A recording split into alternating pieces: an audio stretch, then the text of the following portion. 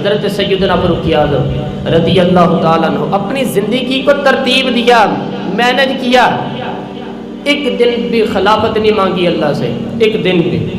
حضرت عوف بن مالک اشجعی ایک صحابی ہیں، حضرت عوف بن مالک رضی اللہ تعالیٰ عنہ فرماتے ہیں کہ جناب ابوبکر صدیق کا زمانہ تھا تو میں نے خواب دیکھا، میں نے خواب میں جناب عمر کو دیکھا، اور میں نے دیکھا کہ وہ کوئی کہنے والا کہہ رہا ہے کہ عمر وہ ہے کہ اللہ کے راستے میں کوئی اسے جتنا مرضی برا بھلا کہے یہ پرواہ نہیں کرتا۔ کس کے راستے میں؟ بولے سارے یار، اللہ رسول۔ اس کا مطلب اللہ کے راستے میں لوگ برا بھلا بھی، قرآن مجید نے کہا وَلَا يَخَافُونَ لَوْمَةَ لَائِمٍ، کچھ لوگ ایسے ہیں جو برا بھلا کہنے والوں کی پرواہ تو وہ پرواہ نہیں کرتے۔ آپ یقین کریں اگر پرواہ شروع ہو جائے تو دین کا کام ہی ختم ہو جائے، نہ کوئی تقریر کرے، نہ کوئی تدریس کرے، نہ کوئی پیری مریدی کرے، ختم ہو جائے اگر باتوں کی پرواہ کرے تو۔ لیکن وہ پرواہ، یہ قرآن کہہ رہا ہے۔ حضرت عوف بن مالک اشجعی کہتے ہیں میں نے خواب میں دیکھا کہ عمر وہ ہے جو کسی کی پرواہ، اور دوسری بات میں نے یہ دیکھی کہ عمر خلیفہ بنے گا، اور تیسری بات میں نے خواب میں یہ دیکھی کہ عمر شہید بھی کیا جائے گا، عمر شہید بھی ہوگا۔ یہ میں نے تین باتیں خواب میں دیکھی۔ فرماتے ہیں میں نے آ کے خواب حضرت ابوبکر صدیق کو سنائی، وہ خلیفہ تھے اس وقت، وہ کہنے لگے ٹھہر جا، میں عمر کو بلاتا ہوں اس کے سامنے دوبارہ سنانا، اس کے سامنے۔ فرماتے ہیں مجھے بلایا، حضرت عمر فاروق کو آپ کے بیٹھے، خواب شروع ہوا۔ کا ایک بات تو میں نے یہ دیکھی کہ آپ ملامت کرنے والے کی پرواہ نہیں کرتے، دوسرا آپ خلیفہ بنیں گے۔ جناب عمر کہنے لگے چپ کر، ابو بکر کے سامنے کہہ رہا ہے، چپ کر، خلیفہ کے سامنے ہی تو کہہ رہا ہے۔ تو حضرت ابو بکر صدیق کہنے لگے عمر اسے کہنے دو، مجھے لگتا ہے رب کی رضا یہی ہے کہ میرے بعد اگر مصطفیٰ کا منبر ملے تو عمر کو ہی ملے، اسے کہنے دو اسے۔ یار یہاں تو لوگ ڈینگے مارتے ہیں، یہاں تو لوگ دعوے کرتے ہیں میرے سامنے فلانے کو بھی بٹھاؤ، فلانے کو بھی بٹھاؤ، اس کو کیا پتہ، اس کو کیا پتہ، یہ تو بڑھ کے مارنے کا دور ہے۔ حضرت عمر رضی اللہ تعالی عنہ کو تیسری بات کہی حضرت عوف بن مالک نے، کہا آپ شہید کیے جاؤ گے۔ میں نے خواب دیکھی ہے، خواب نیک لوگوں کے خواب بڑی حد تک سچے ہوتے ہیں، کہا میں نے خواب دیکھی ہے۔ تو حضرت عمر کہنے لگے شہید تو دلیر لوگ ہوتے ہیں، شہید تو دلیر، جسے سارا زمانہ دلیر کہہ رہا ہے وہ اپنے بارے میں کیا کہہ رہا ہے؟ کہتے ہیں شہید تو دلیر، میں تو کاہل سا آدمی ہوں، سست آدمی ہوں، میں تو اتنا کام ہی نہیں کرتا، تو یہ خواب جو تو نے دیکھا ہے نا یہ پھر سے دیکھنا۔ تو حضرت ابوبکر صدیق فرمانے لگے عاجزی نہ کر، انکساری نہ کر، جو وہ یہ کہہ رہا ہے یہ ٹھیک کہہ رہا ہے، لیکن مجھے سن کے شکر بھی ہوا ہے اور افسوس بھی ہوا ہے۔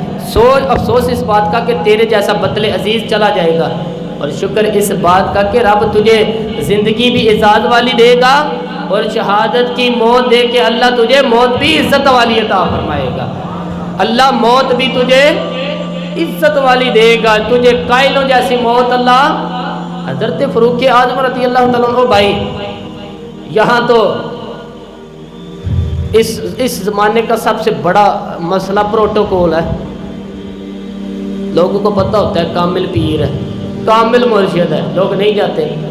میں کسی کا مرید ہو جاؤں، میرا پروٹوکول کدھر گیا؟ وہ میں ہی ہو جاؤں، پتہ ہوتا ہے یہ کامل استاد ہے، میں اس کے پاس بیٹھوں گا تو میری تربیت کرے گا، لیکن لوگ شاگرد نہیں بنتے کو میں کدھر گئی پھر؟ یہ پروٹوکول کی مصیبت ہے نا، جو اس نے بڑے بڑے لوگ زیرو کر دیے، بڑے بڑے لوگ۔ اور یہ مت سمجھے کہ آپ کا وزیر اعظم پروٹوکول لیتا ہے یا آپ کا صدر پروٹوکول وزراء، ایسی کوئی بات نہیں۔ ہم چھوٹے طبقے سے لے کر بڑے سارے پروٹوکول کے قائل ہیں۔ ہمارا تو یہاں جو ہلکے لگتے ہیں تو وہ کہتے ہیں مجھے پوچھا نہیں انتظامیہ نے، میں کیوں بیٹھوں؟ ہمارا تو بھائی ہر شخص اعلان کرے کہ پروٹوکول اس کا فلانے نے عزت نہیں دی تو واپس آ جاؤ، فلانے نے سلیوٹ ہی نہیں کیا تو واپس آ جائے۔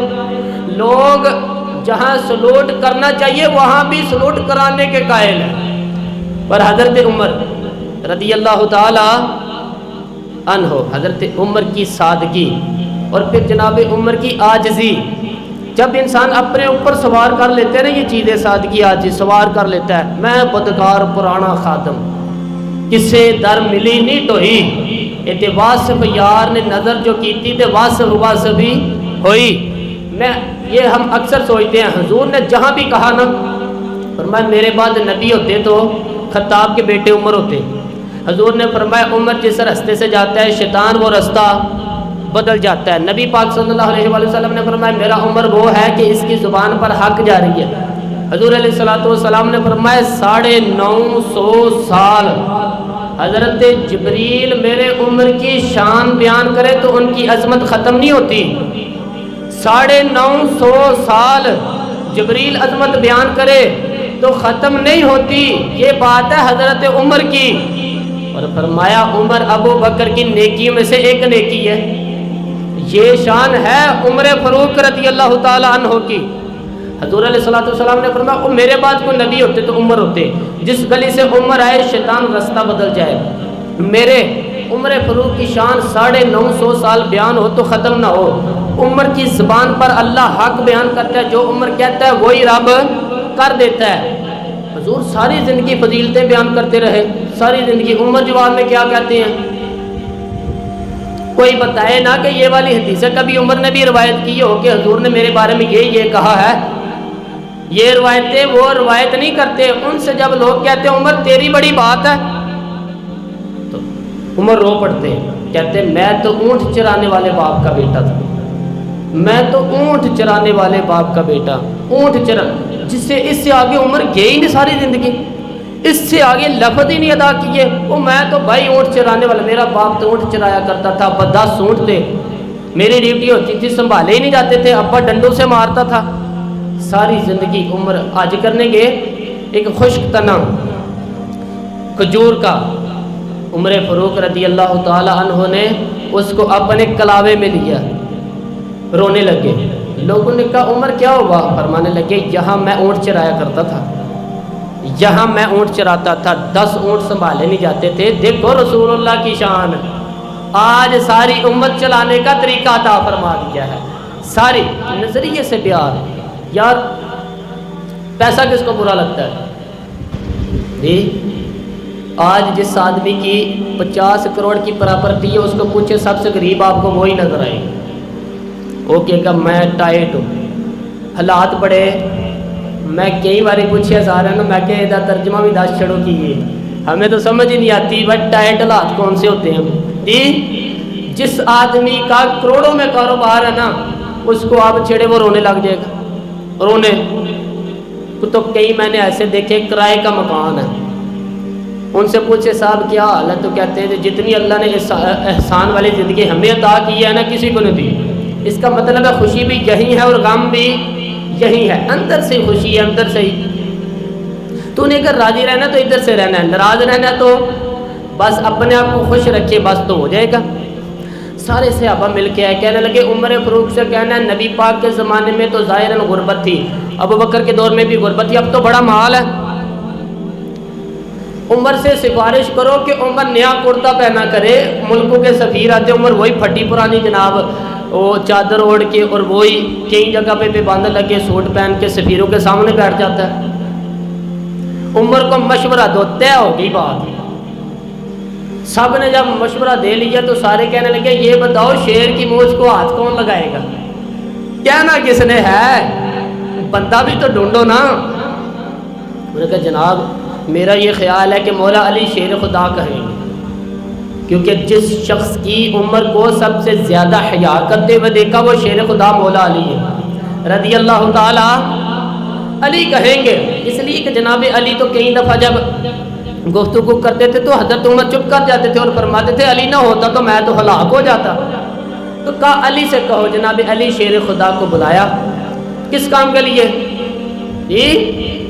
بولتے نہیں آپ. اللہ اکبر. یہ ذرا اس دور پہ آپ بات کو لاگو کریں. کہا جناب ان سے کہیں کہ زیادہ نہیں ایک کرتا نیا پہن لے. سفیر آتے وزیر آتے تو کرتا نیا پہن لے. حضرت علی کو بلایا. فرمانے لگے کوئی اور بات ہوتی تو میں کہہ دیتا یہ والی میں نہیں کہہ سکتا. کوئی اور ہوتی تو میں عمر کو کئی دفعہ کہہ دیتا ہوں جلال میں بھی ہوں تو یہ والی میں نہیں کہہ سکتا. میں تمہیں ایک مشورہ دیتا ہوں. پھر کہا وہ کیا؟ کہنے لگے سیدہ عائشہ صدیقہ سے کہو، وہ مومنوں کی ماں ہے، عمر ٹالے گا نہیں۔ اماں جی سے جا کے کہا، اماں جی نیا کرتا عمر سے کہیں کہ پہن لے، وزیر آتے ہیں بڑے بڑے لوگ، تو چلو کوئی عرض نہیں۔ اماں جی نے کہا اچھا کوئی بات نہیں، میں بلا لیتی ہوں۔ جناب عائشہ نے پیغام بھیجا، تو جب خادم نے کہا نا مصطفیٰ کے گھر سے پیغام آیا ہے، تو 20 لوگ بیٹھے تھے، عمر کانپتے ہوئے اٹھے، کانپتے دوڑے۔ حضرت عائشہ پردے میں تھی تو فرماتی ہیں عمر التحیات کی حالت میں بیٹھ کے کہا اماں جی دیر تو نہیں ہوگی بلاوے میں؟ کہا نہیں، ٹائم پہ آ گئے ہو۔ کس لیے بلایا تھا؟ کہا عمر دیکھو غربت کے معاملات اور ہوتے ہیں، جب اللہ آسانی دے تو کچھ چیز استعمال کرنا حرام نہیں ہوتی، اگر حرام ہے تو بتاؤ۔ کہا نہیں اماں جی حلال ہی ہے۔ تو فرمایا پھر اتنے سفیر آتے ہیں، مشیر آتے ہیں، اب تو مال غنیمت بڑا ہوتا ہے، ڈھیر لگ جاتے ہیں مسجد میں، تو چالے کے نیا کرتے ہی تم بھی پہن لیا کرو، اور آپ نیا کرتا پہنو گے تو ڈھاٹ بیٹھے گی غیروں پر۔ تو صحابہ کا مشورہ ہے کہ آپ نیا لباس پہن لیں۔ اماں جی کہتی ہے میں نے حکم دیے تو عمر چپ کر کے گردن جھک کے۔ تھوڑی دیر کے بعد سیدنا عمر فاروق نے سر اٹھایا تو داڑھی پہ آنسو گر رہے تھے، رو پڑے، کہنے لگے پاک محبوب کی پاک بی بی جیسے حکم کرتی ہو میں حاضر ہوں، پر مجھے وہ والا لباس پہنانا جو میرے مصطفیٰ نے پسند فرمایا ہے، اگر یہ رنگ رسول پاک ہے تو میں حاضر ہوں، اور اگر نبی پاک کا نہیں تو پھر جیسے آپ حکم کریں۔ جناب عائشہ کہتی عمر روئے تو میں زیادہ روئی، میرا پلو بھیگ گیا آنسوں سے۔ میں نے کہا عمر آپ جائیے۔ عمر یوں نکلے تو جو صحابہ کھڑے تھے وہ کونے میں تھے، وہ سارے آگے۔ کہا اماں جی کیا بنا؟ فرمایا بھائی تم سب جو باتیں کہتے ہیں وہ اپنی جگہ ٹھیک ہیں، پر عمر جو بات کرتا ہے وہ سب سے زیادہ ٹھیک ہے۔ عمر جس پہلو پر بات کرتا ہے وہ یار ایسی عاجزی، ایسا رنگ، ایسا انداز، ایسا طرز حیات، ایسی زندگی۔ اولاد کے معاملے میں لوگ بزدل ہو جاتے ہیں، بزدل، پر حضرت عمر کا بیٹا مصر گیا، وہاں سے کمائی کر کے لایا، تجارت کرنے گیا، لاکھوں کا مال۔ کون سا باپ ہے دنیا میں جس کا بیٹا باہر سے پیسے لے کے آتے ابا تفصیل پوچھے کہ بیٹا کہاں سے کمائے، کہاں سے لایا، کتنے ملے، کیوں آئے؟ کون سا باپ تفصیل پوچھتے ہیں؟ ابا تو کہتا ہے لا صحیح، اور تعریفیں کرتا ہے میرا بیٹا بڑی کمائی کرتا ہے۔ کبھی پوچھا اس سے کہ ڈیوٹی صحیح دیتا ہے کہ نہیں؟ کبھی پوچھا ہے کہ ایمانداری کی روزی لاتا ہے کہ حرام کی کماتا ہے؟ یہ باپ کی ذمہ داری ہے، یہ اماں کی ذمہ داری ہے۔ پھر کہتے ہیں کہ بیماری کیسے آ گئی، پریشانی کیسے آ گئی، تکلیفیں کیوں ہیں، نافرمان کیوں ہے اولاد۔ حضرت عمر فاروق رضی اللہ تعالی عنہ کا بیٹا مصر سے پیسے کما کے لایا، تو جناب عمر نے بلوایا، فرمایا بیٹے اتنی تو تیرے پاس راس ہی کوئی نہیں تھی، تھوڑے سے تو پیسے لے کے گیا تھا، اتنی کمائی کیسے ہو گئی؟ اتنے تو پیسے نہیں تھے ساتھ، کہاں سے کمائی لائے؟ اس نے کہا ابا جی مجھے میرے چچا نے نا مصر کے گورنر جو ہیں آپ کے دوست، انہوں نے میری مدد کی ہے، اور میں جتنے لوگ گئے سب کی ہے مدد اس نے؟ کہا نہیں صرف میری کی ہے۔ پر میں تیری کیوں کی؟ تیری کیوں کی؟ کہا حضور آپ کے دوست ہیں۔ فرمایا چپ کر، حضور انہوں نے مجھے اتنے پیسے دیے، میں نے کاروبار میں ڈالے تو نفع آیا تو میں ان کی رقم دے کے، فرمایا خاموش ہو جا، باقی جتنے لوگ گئے تھے سب کی مدد کی اس نے؟ کہا نہیں حضور صرف میری کی۔ فرمایا اس نے تیری مدد نہیں کی، اس نے خلیفہ کے بیٹے کی مدد کی، اس لیے کہ وہ خلیفہ کو اپنے حق میں نرم کر سکے۔ فرمایا آدھا مال تیرا ہے، آدھا مال غنیمت میں جائے گا، مال خزانہ کا ہے، مسلمانوں کا ہے، اس لیے کہ تو جو وہاں سے مال کما کے لایا ہے وہ اپنے باپ کے خلیفہ ہونے کی وجہ سے کما کے لایا ہے، لہذا رکھ کدھر۔ یہاں کہتے ہیں کدھر سے آیا، کیسے آیا، کون سا صاحب دیں، کیا کریں؟ وہ بھائی حضرت عمر رضی اللہ تعالیٰ عنہ کا اپنی اولاد کے بارے میں یہ رنگ ہے۔ ایک جنگ سے خوشبو آئی،